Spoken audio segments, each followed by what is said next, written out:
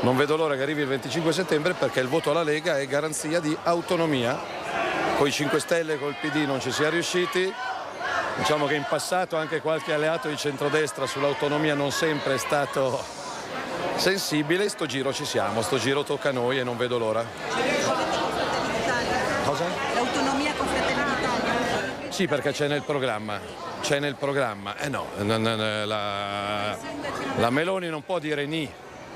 C'è nel programma, c'è scritto. Poi è un diritto, non è un obbligo. Se milioni di veneti l'hanno chiesta con un democratico referendum, non vogliono togliere nulla, noi non vogliamo portare via niente a nessun altro. Però semplicemente se la Regione Veneto, perché Luca è bravo e la sua squadra è brava, gestisce una competenza statale facendolo meglio e spendendo meno, non porta via soldi a nessuno e quello che risparmia rimane sul territorio del Veneto. Mi sembra un principio federale di buona amministrazione che funziona in mezzo mondo, che premierà anche il Sud più virtuoso, più meritevole. Quindi certo, fra il voto alla Lega e il voto agli altri sul tema autonomia noi su questo siamo nati e su questo andremo avanti. Ecco, ma che anni, cioè che mesi date nel momento in cui dovesse vincere le elezioni? A me piacerebbe che l'anniversario del referendum, quindi a ottobre, ci fosse in Consiglio dei Ministri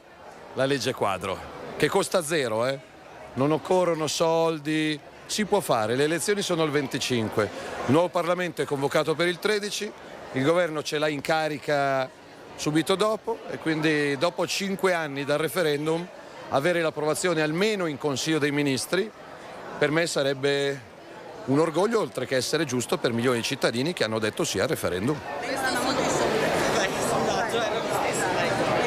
sondaggi, ma ci siamo. Qui danno il sorpasso di Fratelli d'Italia sulla Lega, proprio il Veneto come laboratorio politico.